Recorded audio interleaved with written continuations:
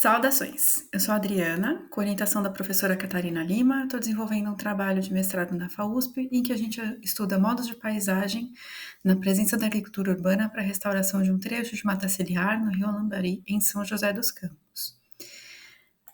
Aqui, para essa discussão, a gente traz um recorte que são os afetos e a relação com a paisagem nessa experiência. Antes disso, a gente repassa alguns conceitos de paisagem rapidamente que nos dão suporte. O primeiro deles é uma das portas do Jean-Marc Bessy, em que ele fala da escrita sobre a terra, não só no valor estético, mas também das práticas de um grupo humano num lugar. A paisagem, então, é cada vez mais uma entidade relacional. O segundo sentido é o de Georg Simmel, a ideia da paisagem como um conjunto significante que, na vivência de alguém, emerge do todo da natureza, sem perder a relação com ela. Envolvendo o conceito de estímulo, uma atmosfera, um estado psíquico, esse segundo sentido de paisagem fala da relação do ser humano com o meio pela vivência de imersão corpórea. E o terceiro, que é o pensamento paisagem de Berck. Para compreender esse significado, ele mesmo faz a diferenciação para o pensamento sobre a paisagem, que carece de representação e considera a paisagem como um objeto. O pensamento paisagem é uma entidade entre o fato de pensar e o de haver paisagem, é um sentido profundo da paisagem. Como ele diz, é a substância que se gera nos sítios onde se instalam povoados, com suas construções, ferramentas, vestimentas, pessoas. É um modo de vida permeando o meio. Berck é um grande crítico da modernidade, associando o dualismo da física ao pensamento sobre a paisagem, falando até mesmo da morte da paisagem, tamanha é a objetificação. Mas, ao mesmo tempo, ele desvia possibilidades para o restabelecimento do pensamento paisagem, e isso passa pela mediância, que é a relação dinâmica entre o planeta, a vida que se forma sobre ele e a vida humana especificamente. O pensamento paisagem, diz ele, é a maneira pela qual cada ser humano, da sua carne às suas ações, traduz essa mediância. Ao tirar a paisagem da posição de compensação pelo divórcio moderno da natureza, Berck não discorda do conceito de paisagem de comunicação, de comunhão com o meio, mas aponta que a paisagem não é um mero bálsamo, e sim um dos vetores da raiz da vida. Agora a gente passa para a apresentação do lugar um pouquinho. Esse aqui é o rio Alambari, que nasce lá perto de Jambeiro e vai desaguar no rio Paraíba do Sul.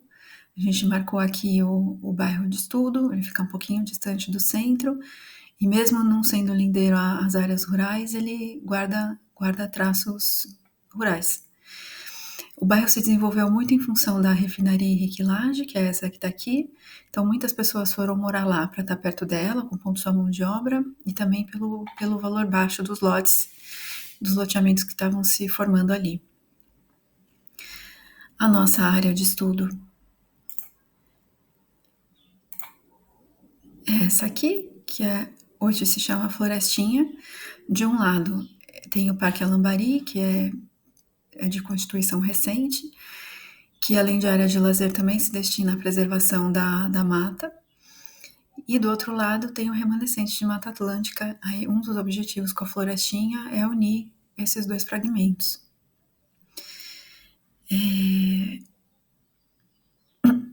Há 10 anos, uma organização local, que é o Ecomuseu de São José dos Campos, se uniu ao trabalho dos moradores que começou 10 anos antes, alavancando projetos com recursos da Petrobras. Nesse trabalho, eles identificaram em alguns moradores a vontade de trabalhar a terra na área em questão, que é uma coisa que já acontecia, na verdade, um pouquinho. E aí, a partir disso, o Ecomuseu iniciou uma conversa com a Secretaria do Meio Ambiente para ver se conseguia viabilizar uma horta comunitária nessa área toda aqui, em fases. Como é uma APP, a agricultura não seria permitida, mas pela sua degradação, a Secretaria concordou com o pedido com uma condição, de que ao invés de um simples cultivo agrícola, fosse implantada uma agrofloresta, que contribuísse na recuperação da área também. Então, em 2015, começaram esses trabalhos de plantio de árvores, compostagem, limpeza do terreno. A metodologia que nos dá suporte é a fenomenologia, que é o estudo do fenômeno, o acontecimento que existe ali abrangendo tempos, espaços e atores de todas as espécies.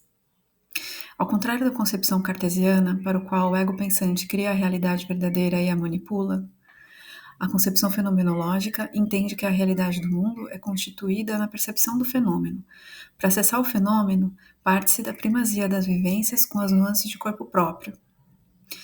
E aí, então, nessas vivências e nas entrevistas que a gente realizou também, é que a gente obteve esse material de onde a gente tira alguns excertos para discussão aqui. A gente focou nas falas dos moradores, nesse caso aqui, não dos técnicos. Então, eu vou ler.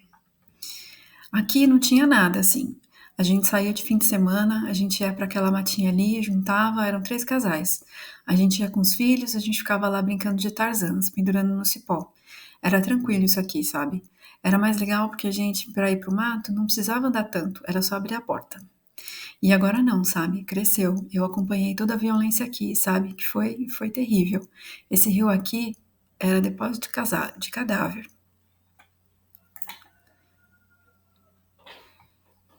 E aí, nessa parte, então, não é porque foi assoreando o rio, nada, foi aterrado mesmo. Foi aterrado para fazer o campo e a quadra. Tá, e foi bom, você acha?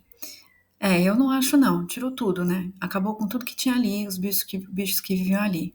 Sabe, fica difícil, né? Porque precisa disso aí, mas eu acho que teria outros lugares para fazer sem precisar fazer o que eles fizeram, né? Agora, de outro morador.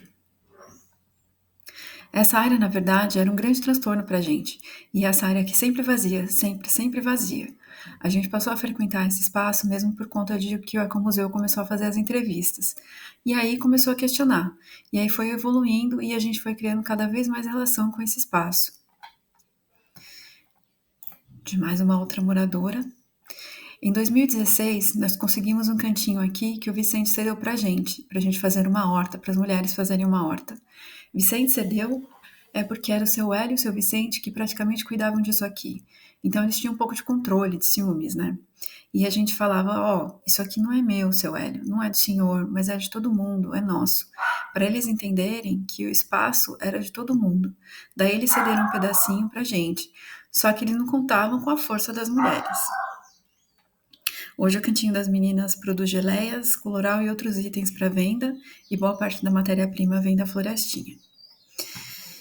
Vou passar algumas fotos enquanto eu faço uma breve discussão. A gente vê que as pessoas vão se fundindo com o lugar, e junto com ele criando e recriando identidade. Aquele espaço tinha exuberância e atrativos antes de ser tocado pelas obras, e havia convivência do homem com o rio nos momentos de lazer sem uma grande agressão. A manipulação para a construção da quadra, somada ao descaso contra a margem, onde hoje é a florestinha, ratifica a ideia de que o rio não é levado mesmo em conta nos planejamentos. Vemos como a memória do rio em si é viva, aparece espontaneamente nas entrevistas e é presente na ocupação do espaço. Essa ocupação demanda bastante esforço, do qual as pessoas não se furtam. A gente até levanta a hipótese de que o não domínio sobre as técnicas da agrofloresta, apesar da orientação dos técnicos do Ecomuseu, contribui com a construção daquela paisagem no sentido da espontaneidade na criação de seus métodos e ferramentas, além dos passos dados conjuntamente entre o homem com, entre muitas aspas, suporte físico, sem uma padronização ou aplicação de conhecimentos prontos para maior aproveitamento de recursos e maior produção, porque não é isso que está em jogo. O que está em jogo é habitar harmonicamente o espaço que havia sido feito lixo. Ali os moradores afirmam não só a escrita sobre a terra, como também tem uma relação sensível com o meio. Eles produzem todos os dias em situações diversas e adversas, que dá para imaginar que não faltam conflitos, uma paisagem com que eles se relacionam também de modo estético.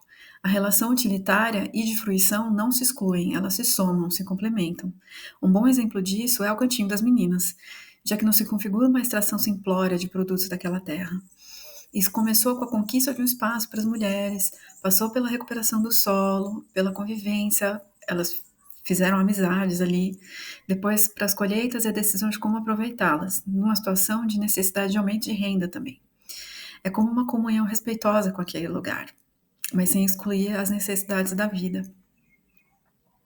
A gente considera impactante a forma como as pessoas vivem aquela paisagem. Em alguns casos, até inverteram a relação que tinham com ela, como é o caso do morador que diz que a área passou de transtorno a uma boa convivência e foco de cuidado e carinho. A gente vê isso nas falas. A florestinha se transformou num lugar bom para se estar, e não como Ela não tem uma organização impecável, mas certamente caminha a passos largos para longe do abandono de onde ela partiu, oferecendo qualidades paisagísticas e visuais muito abundantes. Deixei essa imagem, que é a imagem que a gente tem da rua, né? Aqui do outro lado o pessoal está sentado na calçada na frente de casa. Imagina que era um lugar onde uma calçada que era um nada, onde tinha só entulho. E hoje, como um dos técnicos disse, a gente tem um dos flamboyants mais bonitos que ele já viu. Então, é preciso colocar luz sobre o miúdo do desenrolar da vida cotidiana, porque é isso que mostra como se desenvolvem formas de mediância e de efetuação de um sentido profundo de paisagem. Consideramos que ali é pleno o pensamento paisagem. Acreditamos ser fundamental para a construção de paisagens que realmente reforcem ou refaçam nossos vínculos com os tempos, processos e belezas que atropelamos continuamente. Cada vez mais, a importância escorre e se divide de o que fazer para como fazer. Nós super agradecemos a organização e a tantos pesquisadores compartilhando seus trabalhos.